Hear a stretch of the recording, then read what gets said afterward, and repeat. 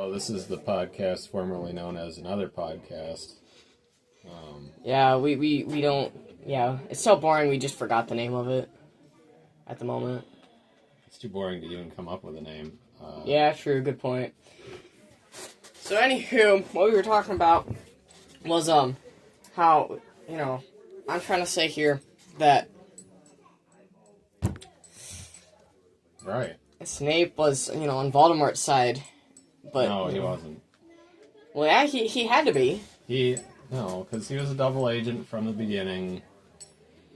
Look, I've seen some of the movies twice. I've read none of the books, and this is something I can tell you with all certainty. Snape was always a good guy all the time. What are your reasons, though?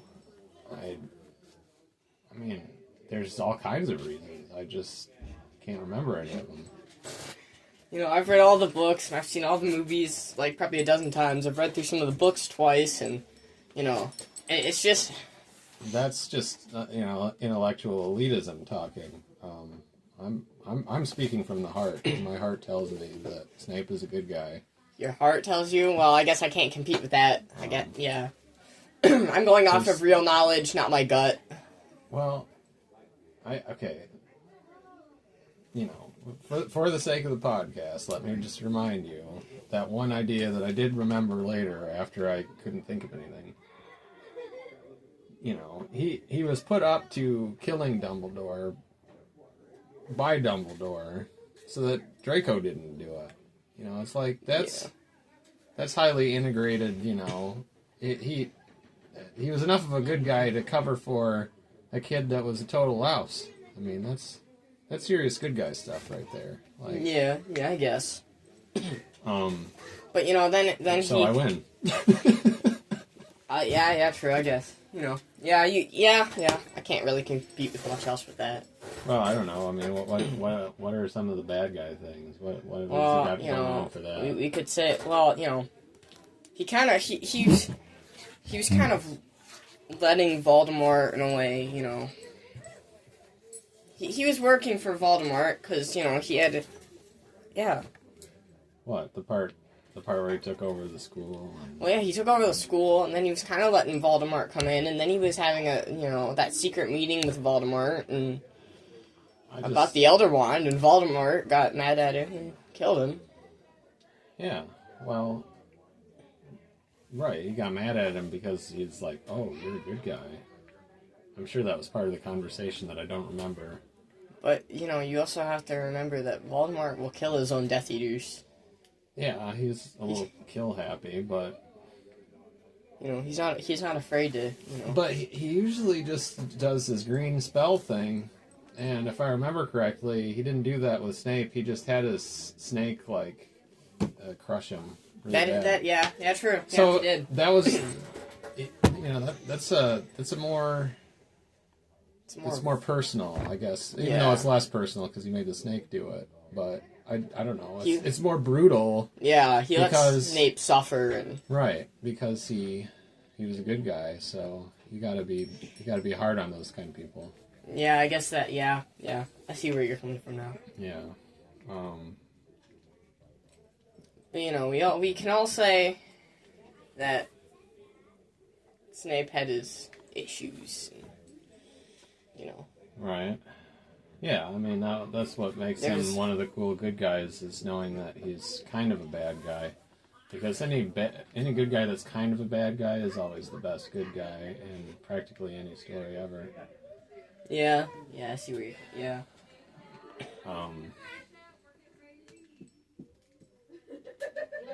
Yeah. What the heck do we talk about now? I mean...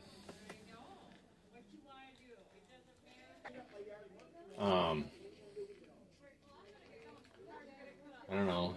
I can't think of anything else. There's a thing about Han Solo. Did I tell you the thing about Han Solo? No, not yet. So, Han Solo doesn't like C-3PO, but Han Solo, in a way, is C-3PO. They are one and the same. They serve the exact same purpose in the story.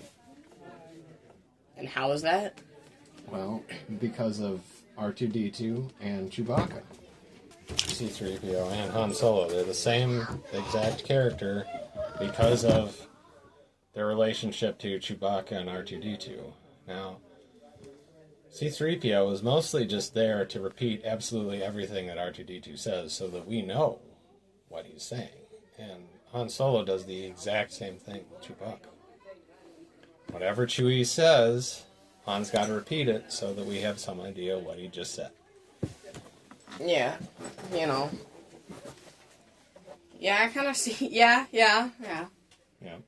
But, you know, the only thing that C-3PO doesn't have is a gun, so, you know, he can't be the same as Han Solo. Well, see, that was a huge missed opportunity when they made that one dumb movie where Chewie handed off his crossbow to his bowcaster to C-3PO, and unfortunately 3PO never used it.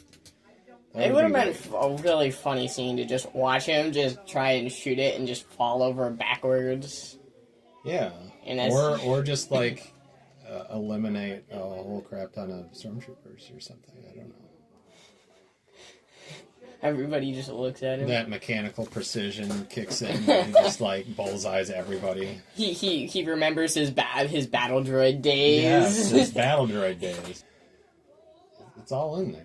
Yeah, he's just got to remember. Well, actually, it isn't because I mean they did specifically say in Episode 3 that they wiped his mind, but yeah, they also did wipe his mind in the movie where they handed him the bowcaster. I can't remember if that was before or after though. That was after.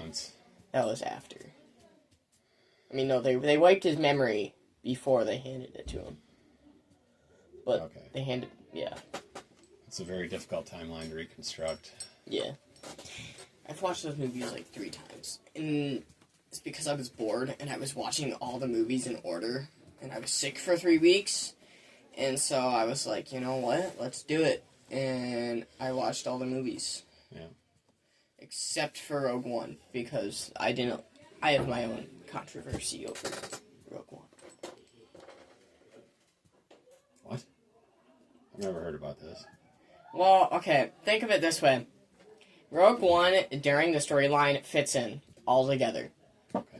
But they added so much stuff, like new troopers and stuff for the Empire, new technology that they didn't have in Episode 4. Well, what new technology? Well, let's see. They added new AT-AT walkers. Yeah, but they were kind of pieces of junk. Yeah, they added new troopers. They added the Death Troopers. They added, like, the Shore Troopers. They added the ones that looked like the Shore Troopers that were white. I don't know those ones. Then they added, you know, new versions of, like, suits for Imperial officers and stuff. They even added all these new bases and stuff for the Empire. A new starfighter. A new starfighter that they... All these things just don't add up to Episode 4. But, on the flip side, all those things were really cool. Yeah, they were. But just because they were cool. But, you know, they were... Well, okay, you could create an argument for everything. Like, they destroyed the only 2 U-Wings the Rebellion ever had. Sad day.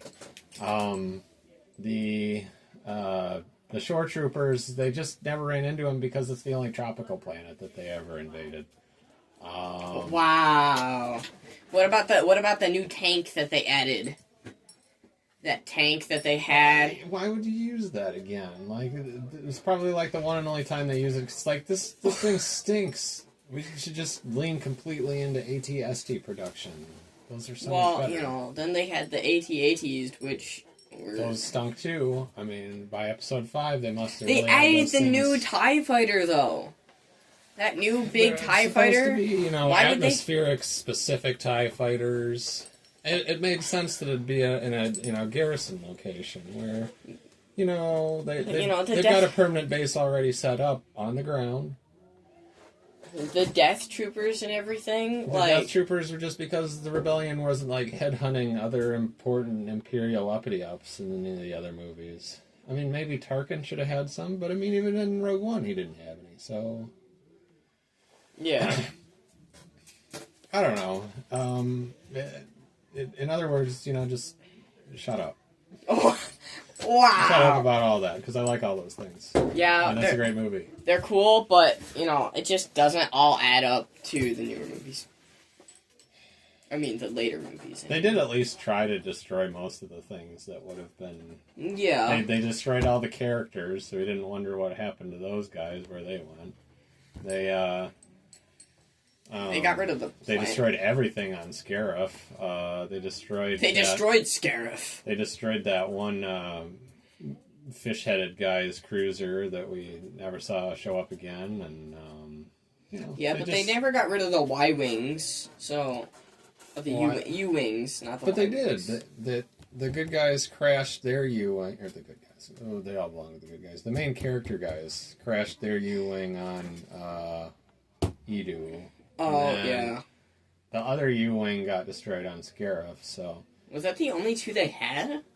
I mean... I feel like I guess you're supposed to believe that was all they had. I feel like they were supposed to, mass produce these things. when you're a galaxy-wide rebellion, you would hope that you would have, hundreds of thousands of absolutely everything at the very least, even if you're, extremely tiny compared to the Empire.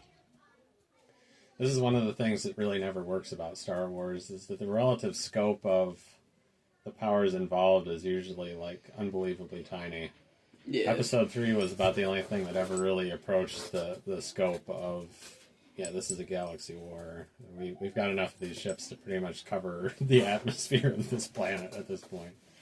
The question about Episode 3, though, is where did all, the battle droids go? I feel like they should have just... shut off. They should have just, kept mass-producing them. They're so much easier than troopers. But Darth Vader hit the off button. When?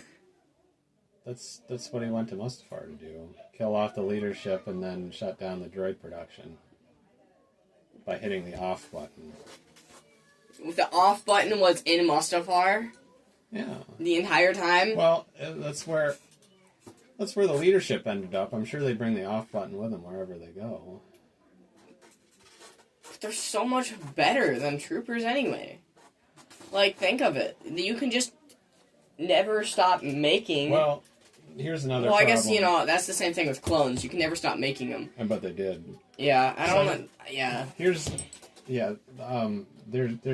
are a lot of things that definitely don't add up between the prequels and the originals. Probably, in a way, more things even than between Rogue One and the originals. But, yeah. The fact that there were enough clones to compete with the droids doesn't make any sense, because any number of planets could have been creating any number of battle droids at any given time, round the clock, 24/7, or however many hours of however many days you have on a given planet. The clones, this always bothered me. Episode 2 is talking about having... What was it, 200,000 units were complete with 1 million more well on the way? Well, what does units mean? If they're measuring it in individual troopers, then that's the most minuscule drop in the bucket in fighting a galactic war that you could possibly imagine. Napoleon had a larger army than that. Wow. So, George Lucas, I can't really fault him in a way, because... The real nuts and bolts of having a war the size of a Star Wars war is so unfathomably huge that doesn't even translate to a story. But there were ways that it kind of really obviously didn't add up sometimes. Yeah.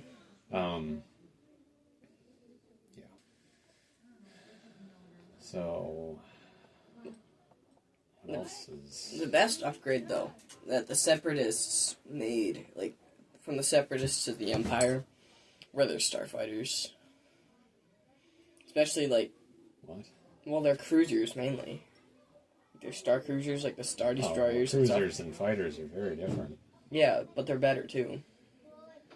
Yeah, well... From Separatists to the Empires are better. They're stronger, anyway. Well, there's no...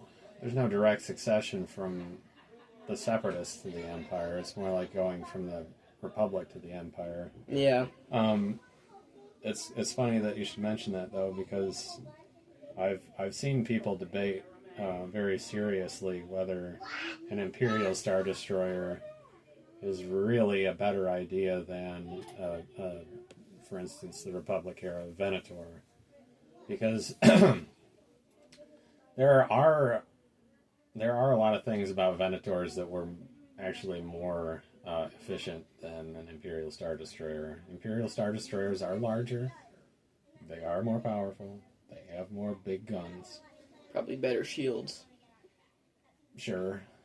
Never mind that, it's like the two big obvious targets on the top of the thing. But, besides that, yeah, they were a more formidable vehicle in any kind of ship-to-ship combat, but they weren't better carriers. They might have even had a higher carrying capacity than Venators did, but their ability to swiftly deploy was severely hindered by the fact that the only hangar was on the ventral side, and it wasn't straight out. It was like you had to fly down and out. Yeah. Whereas the Venator had a whole launch strip that could open on the ventral side. It's just kind of a lazy up and out. They could deploy pretty much everything that it had available very, very rapidly. And the Republic had better starfighters in general than the Empire. Yeah. But they were more expensive at the same time. But I don't know. It's just kind of it's a weird amalgamation, because if you think about, Venator probably would have been a better delivery system of a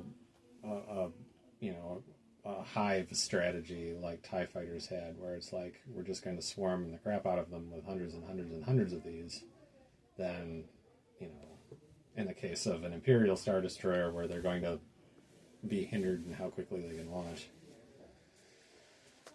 But, I don't know.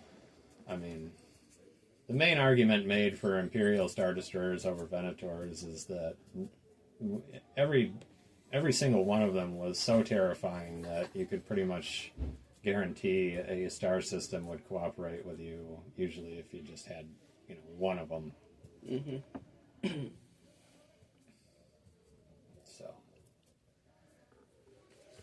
Here's the main question. Okay. Do you think that the Death Star had a hangar for Star Destroyers somewhere on it? I'm not familiar with any suggestion that was the case. Because you never you only see the big part with the cannon, with not the cannon, but the laser, the planet destroying laser. Right. You only ever see that part of it, so you never know what really the rest of it looks like, either. So I feel like there could be a space for a Star Destroyer hangar or something. It's funny that I've never really thought about it. It's not a bad idea, one way or the other. Because they could have luggage, and not luggage, but, supplies and stuff on a Star Destroyer, and they could just, Well, I know... So, for instance, in the sequels, one of the attributes that sort of set Snoke's flagship apart was the fact that it actually did have docking sleeves and hangar bays for their regular Star Destroyers. It's definitely not a bad idea, being able to service your fleet on the same exact battle station that the fleet's probably deploying with. I mean, I don't know. All I can say is I have no idea if it was ever... it'd be the easiest thing in the world for them to okay, well, if we're going to do another movie with the Death Star in it, we're just going to have there be this hangar bay, and I can believe it. It's big enough. But as far as, I've never come across anything that actually suggested that it did. Yeah. It would be a smart idea, though. Yeah. Okay, I think that's probably a wrap on our extremely hyper-focused episode 1. Yeah.